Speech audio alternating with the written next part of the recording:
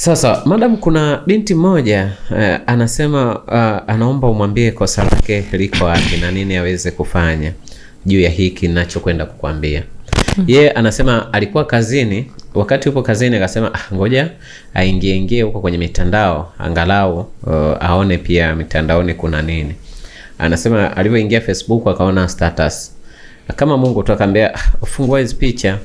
Unaona? Akafungua picha zile status akaona picha ya kwanza ni mdada, lakini picha ya pili akaona mtu kama mumewe. Unaona? Picha ya tatu akaona mumewe kabisa analishwa nini keki. Lakini picha ya 4 mumewe amemshika mtoto. Unaona? Anasema alichokifanya kwa sababu mume alimwacha nyumbani, hakuchukua jukumu la aina yote kumpigia simu wala kufanyaje. Anasema zile picha akawa amezichukua. Alivyozichukua, kitu cha kwanza kabisa alipofika nyumbani baada ya salamu ni kumuonyesha mwanaume picha ya yule mwanamke. Akamuuliza, huyu unamjua? Mume akasema hamfahamu. Unaona alivyomwambia hamfahamu, akamfungulia picha ya pili, analishwa keki. Akamfungulia akamfungulia picha ya pili ambayo analishwa keki, akamfungulia picha ya tatu ana mtoto. Unaona yule mtoto, lakini kuna picha ambao wamekumbatiana ambao kwa maelezo tu ya picha yenyewe anaonyesha kwamba hawa watu ni watu wenye mahusiano. Unaona Kwa hiyo anasema alipomfungulia ile ya kwanza, alipomwambia hamfahamu, akamletea ya pili, akamletea ya tatu, akamfungulia zile picha zote. Mwanaume alitahayari. Unaona, hata ile tabasamu ambalo alionyesha usoni wakati anaulizwa mara ya kwanza, akawa amekosa nguvu tena, kwa sababu ulisema humjui, na kuna picha zinaonyesha mmepiga picha ambazo zinaonyesha ninyi ni watu ambao mnafanyaje, mnafahamiana.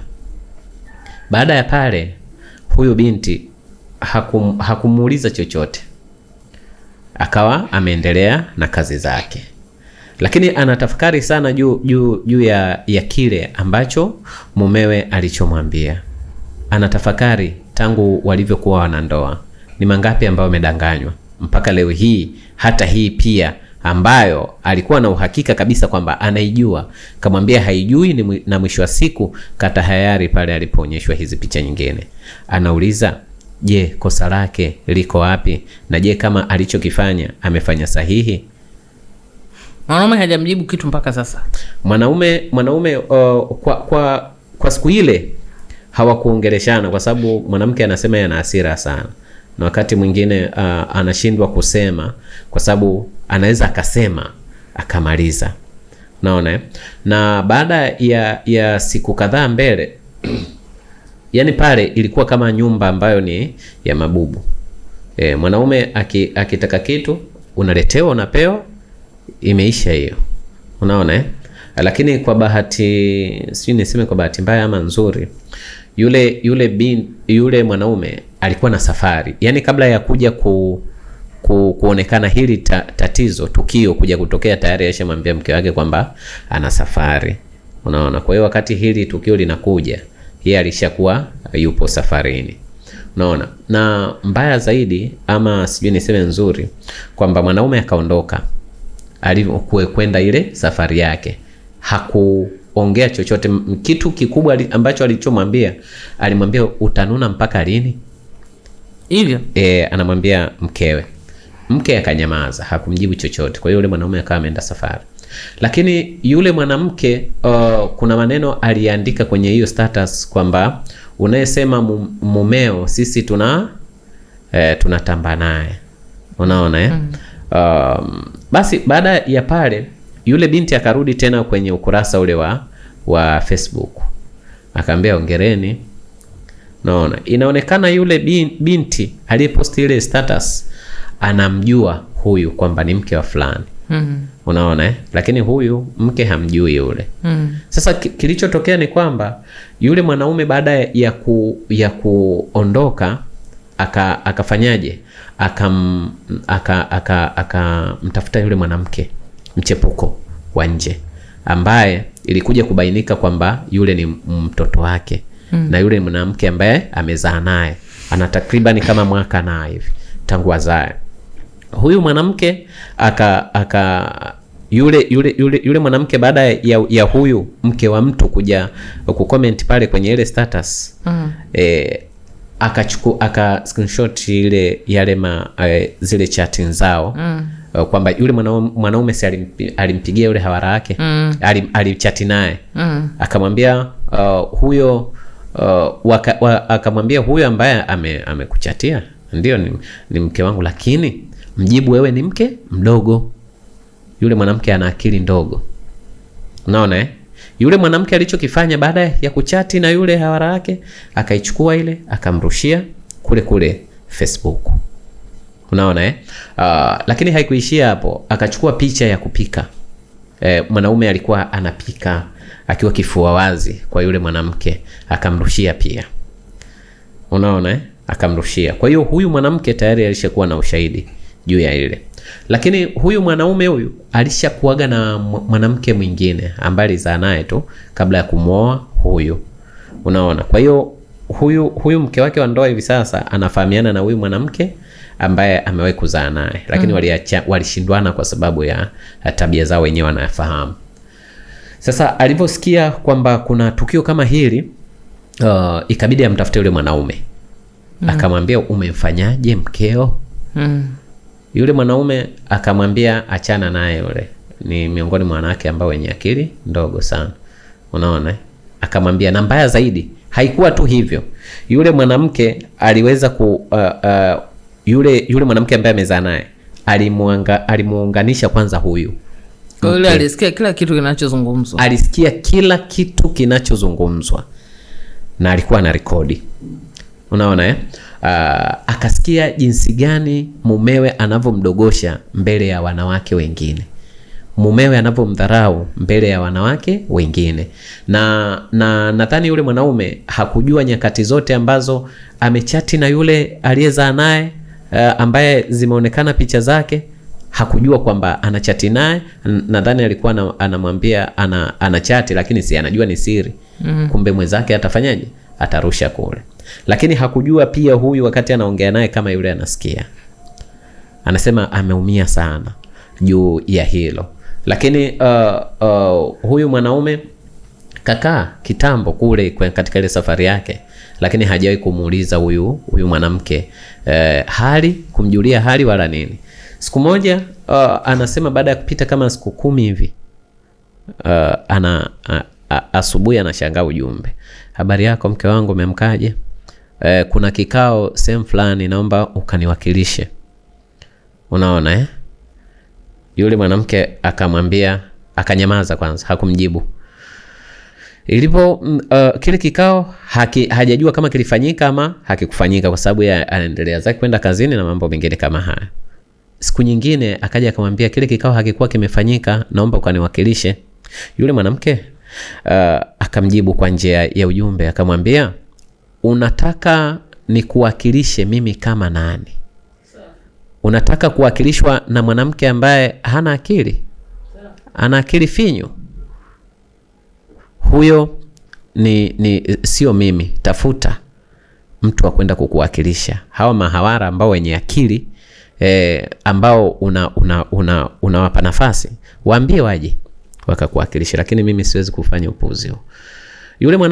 Yule mwanaume ikabidi ampigie shemeji yake, kaka yake huyu binti.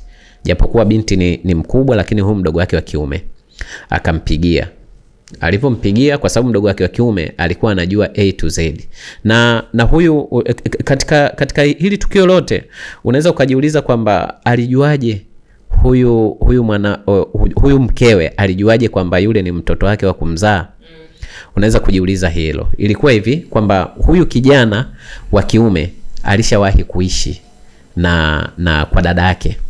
Unaona, na huyu shemeji yake katika shughuli za kikazi. Kwa hiyo anajua sehemu walipokuwa wanaishi kule, yeye na marafiki. Unaona? Tena kama Mungu tu alimpigia simu yule alimpigia simu rafiki yake wa kule alipokuaga anafanya kazi. Bwana vipi? Safi. Kwema. Vipi, mbona upo kwenye kelele? Akamwambia namtafutia fulani chumba. Akamwambia fulani si ameshaondoka huko? Anamwambia fulani mbona ana mwanamke mwingine na kamzalisha? Sasa yule kijana akawa anashindwa anamwambiaje dada yake juu ya kile kilichotokea. Kumbe yule mwanaume, kwa sababu alifukuzwaga kazi na hana kazi, lakini kila akitoka nyumbani pale anamwambia kwamba wiki 2-3 hayupo, anamwambia anaenda kutafuta kazi. Lakini hajawahi, ni mwaka wa 2 wa 3 hajawahi kupata kazi. Kumbe ana mwanamke mwingine ambaye anamhudumia huko na amezaa naye. Mbaya zaidi, huyu binti mkewe ana shida uzazi. Hajafanikiwa kupata mtoto mpaka leo hii. Sasa anajiuliza maswali mengi sana, labda ameenda huku kwa sababu mimi sizai, unaona. Sasa yule binti alipotoa taarifa kule kwao kwamba mume wake kafanya 1 2 3, ndio yule mdogo wake hasa kaka yake akamwambia, mimi hilo nilikuwa nashindwa kukwambia kwamba mumeo ana mwanamke mwingine na ana mtoto, na huyo mwanamke anaitwa fulani, unaona. Na huko ndiko ambapo akikuaga kwamba anaenda kutafuta kazi, alafu anarudi kama alivyotoka kwako, anaenda kule, anaenda kula raha. Kwa hiyo inawezekana hata katika utafutaji wake hakuzingatii wewe, kwa sababu una kazi yako wewe mwenyewe uliosomeshwa na baba na mama yako, lakini hivi sasa anaangalizia tu kuhusiana na hiki na huyu mwanamke ambaye hana kazi, unaona. Kwa hiyo yote haya ndio ambayo yanamtokea huyu binti. Mpaka sasa hivi hajachukua maamuzi yoyote. Alinipigia simu akanieleza juu ya haya, akaniambia hebu naomba muulize madam, labda kisaikolojia. Na najua kwa sababu wakati hata naongea unasikia kabisa anahadithia lile tukio huku analia juu ya haya ambayo yamemtokea, lakini bado hajakutana na huyo mumewe, na mumewe hajui kama huyu binti ana kila ushahidi kuhusiana na vile alivyokuwa na chati na yule aliyemzalisha hivi juzi, na yule wa siku nyingi ambaye alikuwa amemuunganisha, akasikia kila kitu ambacho yule mwanaume alichokuwa anakiongea. Sawa, kwanza anatakiwa fahamu katika macho ya Mwenyezi Mungu hakuna mtu ambaye hazai. Saa nyingine Mwenyezi Mungu anaweza kana kunyima riziki ya mtoto na mtu kwa sababu anahofia huyu mtu huwezi kuishi naye muda mrefu. Na mtoto akija katika mazingira ya mtu wa namna hii, inawezekana mtoto akaumia zaidi. Wanawake wengi sana waliofanya makosa ya kuzaa na wanaume ambao sio sahihi, watoto wao wamepata trauma. Au watoto wao wanaweza wakaishi maisha wao walioyaishi. Kwa ukiona umekaa kwenye ndoa, mwanaume unazaa naye watoto wanakufa na yeye anakusumbua kiakili, kisaikolojia na ni msaliti, elewa hiyo ni dalili ya Mwenyezi Mungu kwamba hatamani mtoto aletwe katika mazingira kama haya. Na umeona umekaa kwenye ndoa, mwanaume ni msaliti, mwanaume anakufanyia ubaya, lakini hupati ujauzito, uelewe kwamba ni njia nyingine ya Mwenyezi Mungu kukulinda, kukuprotect. Kwa sababu utakapozaa na mtu kama huyu fedhuli, ni kwamba wewe na yeye mtakuwa na connection ya moja kwa moja. Kwa uwe na uwezo wa kutanganua kwa nini baadhi ya mtihani unakukuta hasa kwenye masuala ya riski, ikiwemo watoto, ndoa, unatakiwa uweze kujiongeza. Namba 1. Namba 2, umekamata uthibitisho usiokuwa na wasiwasi kuhusu uzinifu ndani ya ndoa. Adhabu ya mtu mzinifu kila mtu anaijua kulingana na sharia na misingi ya dini ya Kiislamu, lakini pia mzinifu hawezi kupewa mke. Kwa wewe sasa ndo upime maji na unga, uone namna gani utaishi. Namba 3, umedharaulika na kukosewa adabu kwa hali ya juu, hadharani na sirini. Kuwa na mtu katika ndoa au mahusiano ambaye amekudharau na kukudhalilisha ni kujikaanga na mafuta yako mwenyewe. Yaani huna thamani kifupi. Ila nimempenda kwa sababu ni mtulivu. Hajafanya mambo yake kwa kukurupuka. Ila anatuma ujumbe kwa wanaume. Msije mkadhani mkituumiza au mkitukorofisha, afu tukawa tumekaa kimya, mkadhani yameisha. Hakuna watu wanajua kuweka kisasi kama wanawake. Yaani sio kadhani kwamba unaweza ukazaa nje mke wako akakusamee ikawa hivyo. Yani usiukadhani. Naogopa sana mwanamke aliyekuvumilia alafu umemfanyia makosa makubwa akaendelea kukaa na wewe. Huyo ndo mwanamke unataka umuogope. Yani kama una akili sawa sawa, baada ya usaliti mwache mwanamke aondoke. Kama anataka kuondoka, mwache tu. So, sababu atakacho kuja kukufanyia shetani mwenyewe atakaa kando. Wanaume wengi sana waliwasaliti wake zao, wakaomba msamaha, nimekusaliti, umenigundua, naomba unisamehe mke wangu. Wengi sana wanawake zao wanakuja kuwasaliti na wao. Na inauma sana ukisalitiwa na mwanamke. Yani usije ukadhani ili kwamba kwa sababu umelisema, tumelijadili na mwanamke, nimemnunulia dhahabu, limekwisha. Au waga yaishi. Kama muamini chochote, niaminini mimi, haliishi. Kuna watu wanachomwa maji ya moto wakiwa wamelala kitandani. Kuna watu wanapewa sumu. Kuna watu wanapewa sumu kidogo kidogo kwenye kahawa. Unakuja unashigwa, baadaye unaambiwa una ugonjwa mkubwa. Unajiuliza ugonjwa umetoka wapi? Kumbe unakuwa unauawa taratibu. Ubaya wa haya maumivu ya kihisia ni kwamba hauwezi kumpa mtu dawa. Na huwezi kujua kwamba haufaa mtu amefikisha haya maumivu. Unamtesa mtu kwa kwenye mahusiano na mwanaume, unamnyanyasa, anakaa kimya tu. Huna uthibitisho kwamba huyu mwanaume kwa nilivyo mnyanyasa amepona, amenisamehe au ameamua yaishi. Huna uthibitisho. Anakusubiri sasa ile sehemu ambayo wewe upo umekaa hivi, huna msaada, ndio pale sasa yeye anapo. Ndio hivyo inapokuwa watu wote. Yani kama mtu umembetray au umemkosea akagundua, mwache ende zake. Mwache tu.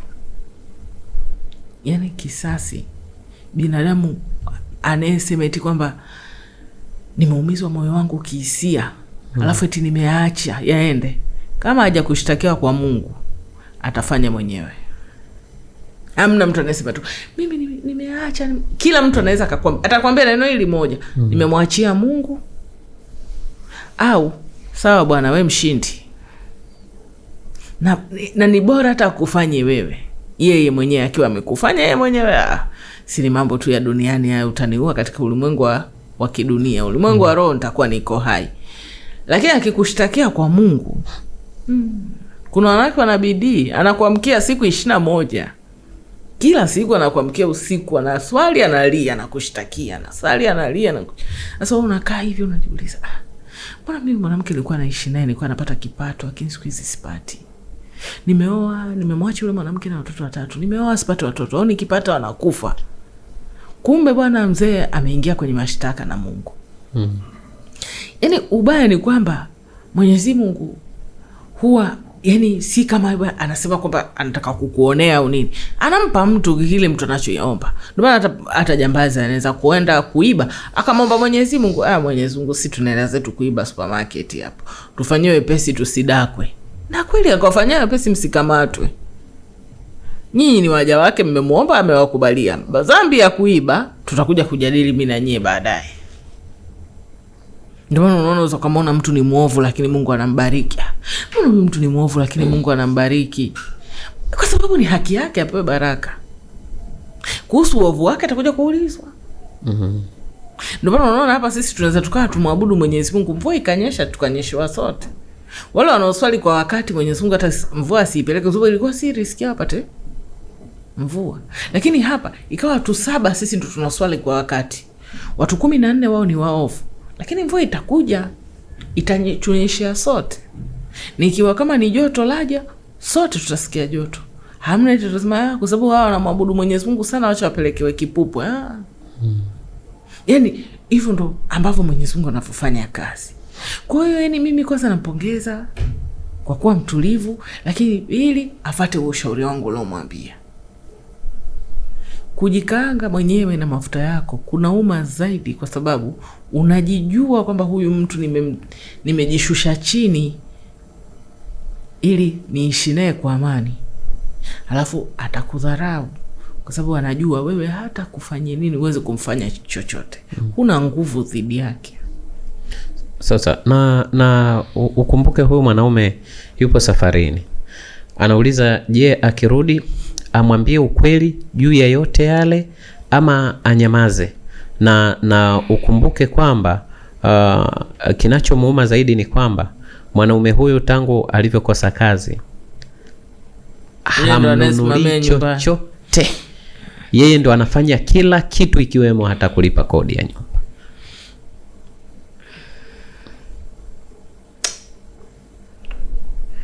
Sioni hata kama akiongea itasaidia kitu.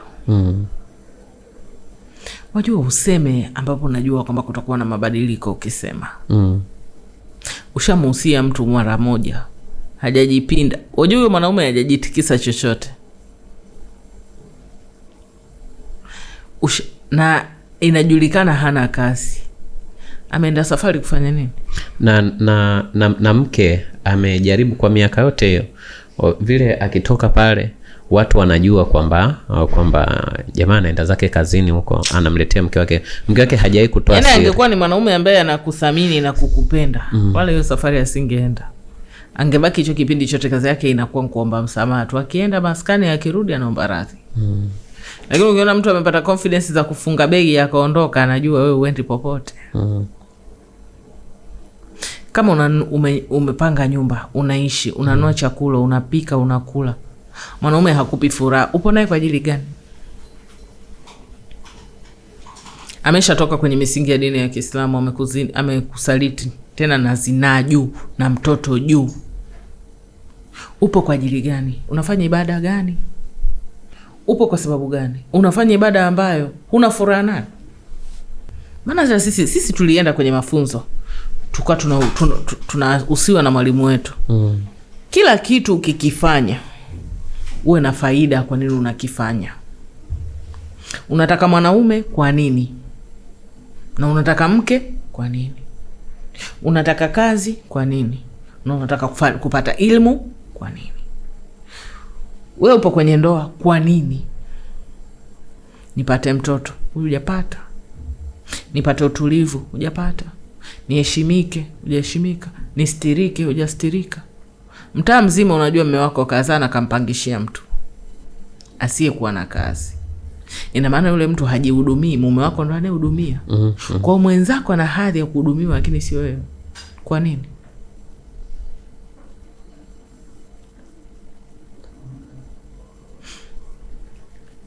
Mwanaume anaondoka, ananituma mimi niende kwenye kikao kama mwakilishi, lakini amenisema kwa mke wake wa zamani kwamba mimi akili yangu finyu.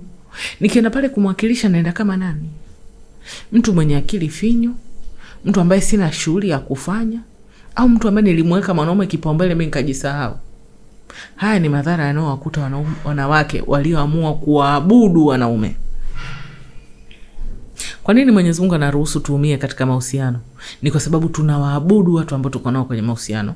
Kwa anakufanya upigwe matukio ili urudi nyuma kumuomba, ili umkumbuke yeye ana exist. Utakapoweka mapenzi mbele, ukamwacha Mwenyezi Mungu nyuma, lazima atakuonyesha kwamba mimi ni Mungu. Ndio hii hapa. Unashindwa kuweka mapenzi ya Mwenyezi Mungu mbele, unamweka binadamu mbele.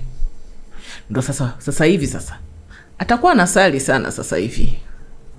Ndio hivyo hata tukiweka dunia mbele, lazima Mwenyezi Mungu aturudishe nyuma, atukumbushe who is a real boss. Boss ni nani? Ukaweka kipaji mbele, ukaweka sijui kazi mbele, talenti mbele, sijui maarufu wako mbele, lazima Mwenyezi Mungu atakurudisha nyuma ili akukumbushe nani hapa ni inchaji. Inchaji ni mimi. Kwa nini unamweka fulani awe inchaji?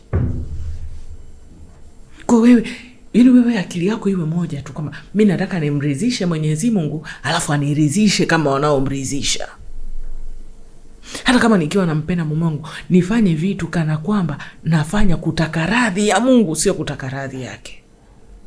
Nikiwa nawalea watoto wangu, nawalea kutaka radhi ya Mwenyezi Mungu, sio kutaka radhi ya watoto.